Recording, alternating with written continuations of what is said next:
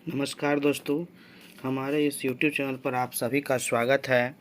जैसा कि आप लोगों को पता है कि एसएससी एमटीएस के एग्ज़ाम बहुत ही नज़दीक है, इसीलिए मैं आज आप लोगों को एमटीएस के एग्ज़ाम को देखते हुए ये प्राचीन इतिहास के जो एक टॉपिक है सिंधु घाटी सभ्यता ना, इसी सिंधु घाटी सभ्यता पर आज मैं कुछ इम्पोर्टेंट जो टीसीएस के एग्ज़ाम द्वारा पूछा गया क्वेश्चन है ना, उसी को मैं आज कराने जा रहा हूँ। तो आप लोग ध्यान से देखिएगा। आप लोग को अगर यह वीडियो अच्छा लगे तो शेयर ज़रूर कीजिएगा और चैनल को सब्सक्राइब कर लीजिएगा, बेल आइकन ज़रूर क्लिक कर लीजिएगा, क्योंकि आगे मैं एसएससी एमटीएस एग्ज़ाम को देखते हुए हर टॉपिक पर जो टीसीएस के द्वारा पूछा हुआ क्वेश्चन है उसको मैं बार बार जो पूछ चुका है एसएससी एमटीएस हो चाहे सीजीएल हो सीएचएसएल हो, उसी को मैं आपको वीडियो के माध्यम से आगे जो भी पार्ट्स आएगा ऐसे हर टॉपिक का अलग अलग वीडियो मैं आप लोग को देने का काम करूँगा। तो पहला प्रश्न पर चलते हैं। पहला प्रश्न कह रहा है कि हड़प्पा सभ्यता की खोज किस वर्ष हुई थी। तो हड़प्पा सभ्यता का खोज जो है 1921 ईस्वी में कब हुआ था? 1921 ईस्वी में हुआ था। अब अगला प्रश्न पर चलते हैं। हड़प्पा किस नदी के तट पर स्थित है? हड़प्पा पूछेगा किस नदी, तो आंसर होगा इसका रावी नदी। क्या हो जाएगा? रावी नदी के तट पर स्थित है। हड़प्पा और मोहनजोदड़ो के प्राचीन शहर किस नदी के किनारे बसे थे ना। अगला क्वेश्चन कह रहा है कि हड़प्पा और मोहनजोदड़ो के प्राचीन शहर जो है किस नदी के किनारे बसे थे? तो याद रखिएगा यह जो थे सिंधु नदी के किनारे। किसका नदी के किनारे था? सिंधु नदी के किनारे। अब अगला प्रश्न पर चलते हैं। अगला प्रश्न कह रहा है कि सिंधु घाटी सभ्यता का एकमात्र ऐसा स्थल कौन सा है जो सिंधु नदी के तट पर नहीं है? तो वह जो स्थल था वह था रोपर। कौन सा स्थल था? रोपर नामक जो स्थल था वह जो एकमात्र ऐसा स्थल है जो सिंधु नदी के तट पर नहीं था। अब अगले प्रश्न की ओर चलते हैं। अगला प्रश्न कहता है कि सिंधु घाटी सभ्यता के लोग किसकी पूजा करते थे? तो सिंधु घाटी सभ्यता के लोग जो है पूजा करते थे पशुपति की या देवी माँ की। दोनों में से कोई एक ऑप्शन रहता है। सिंधु घाटी सभ्यता के लोग पूजा क्या करते थे? पशुपति की या देवी माँ की। अब अगला प्रश्न पर चलते हैं। अगला प्रश्न कह रहा है कि नर्तकी की मूर्ति यानी कांस्य जो है किस सभ्यता में पाई गई है ना। यह जो मूर्ति थी वो कांस्य की बनी हुई थी, यह किस सभ्यता में पाई गई? तो याद रखिएगा यह सिंधु घाटी सभ्यता में। कौन सी सभ्यता में पाई गई थी? सिंधु घाटी सभ्यता में पाई गई। अब अगला प्रश्न कह रहा है कि सिंधु घाटी सभ्यता का महास्नान घर कहाँ पाया गया था? तो इसका आंसर हो जाएगा मोहनजोदड़ो। क्या हो जाएगा? मोहनजोदड़ो इसका आंसर। चलिए अब अगले प्रश्न की ओर चलते हैं। मोहनजोदड़ो का अर्थ क्या होता है? तो मोहनजोदड़ो का जो अर्थ होता है वह होता है मृतकों का टीला। क्या होता है? मृतकों का टीला। यानी सिंधी भाषा में जो मोहनजोदड़ो का अर्थ था वह मृतकों का टीला ही था। अब अगला प्रश्न कह रहा है किस हड़प्पा स्थल से जुताई के साक्ष्य प्राप्त हुए थे?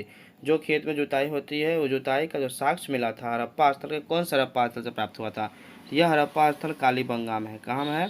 कालीबंगा नामक स्थान से जो है यह जुताई के साक्ष्य प्राप्त हुए थे। अगला प्रश्न कह रहा है कृत्रिम ईंट डॉकयार्ड यानी पोर्ट टाउन जो होता था वो वाला एकमात्र सिंधु स्थल कौन सा था? तो याद रखिएगा कृत्रिम ईंट डॉकयार्ड यानी पोर्ट टाउन वाला जो एकमात्र सिंधु स्थल था यह लोथल गुजरात में था। कहाँ में था?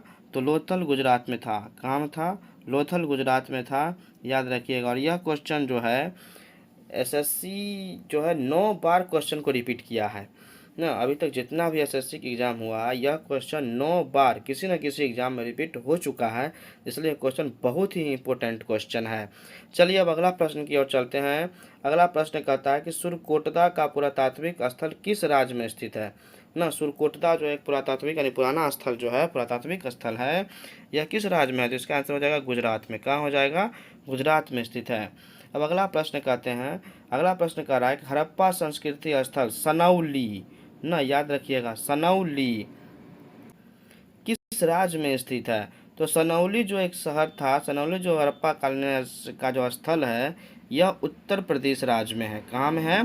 तो उत्तर प्रदेश राज्य में है। अब अगला प्रश्न पर चलते हैं। अगला प्रश्न कहता है हड़प्पा स्थल अमरी। हड़प्पा स्थल अमरी कहाँ पर स्थित है? तो अमरी जो हड़प्पा स्थल था यह पाकिस्तान के सिंध नामक स्थान पर। कहाँ पर था? पाकिस्तान के सिंध नामक स्थान पर था। चलिए अब अगला प्रश्न की ओर चलते हैं। और अगला प्रश्न कह रहा है कि किस पुरातात्विक स्थलों में गड्ढों के आवास के प्रमाण मिले हैं? तो याद रखिएगा इस पुरातात्विक स्थल की बात करें तो बुर्ज होम। कौन सा हो जाएगा? बुर्ज होम जो पुरातात्विक स्थल था, वहाँ पर जो है गड्ढा के आवास का प्रमाण मिला है। अब अगला प्रश्न पर चलते हैं। अगला प्रश्न कह रहा है कि सिंधु घाटी सभ्यता के खोजकर्ता कौन थे, यानी सिंधु घाटी सभ्यता को खोज करने वाले व्यक्ति का क्या नाम था, तो दयाराम साहनी थे। कौन थे? दयाराम साहनी, जो 1921 ईस्वी में खोजे थे। अगला प्रश्न है कि सिंधु सभ्यता में मनुष्य के द्वारा प्रयोग की जाने वाली प्रथम धातु कौन सी थी, तो सिंधु सभ्यता में मनुष्य के द्वारा प्रयोग की जाने वाली प्रथम धातु कौन सी थी, तो याद रखिएगा तांबा। क्या था? तांबा। यानी कि जो सिंधु सभ्यता था, मनुष्य के द्वारा सबसे पहली बार जो कोई धातु का उपयोग किया गया था तो वह धातु था तांबा। कौन सा धातु था? तांबा। और अब इसका लास्ट क्वेश्चन पर चलते हैं। सिंधु घाटी सभ्यता में कालीबंगा क्यों प्रसिद्ध है ना? सिंधु घाटी सभ्यता में जो जगह था कालीबंगा, वह प्रसिद्ध था मिट्टी के बर्तनों के लिए। किस चीज़ के लिए? मिट्टी के बर्तनों के लिए वह प्रसिद्ध था। तो अब आगे जो है इसका अगला जो पार्ट आएगा उसमें रहेगा वैदिक काल के बारे में, प्राचीन इतिहास के वैदिक काल।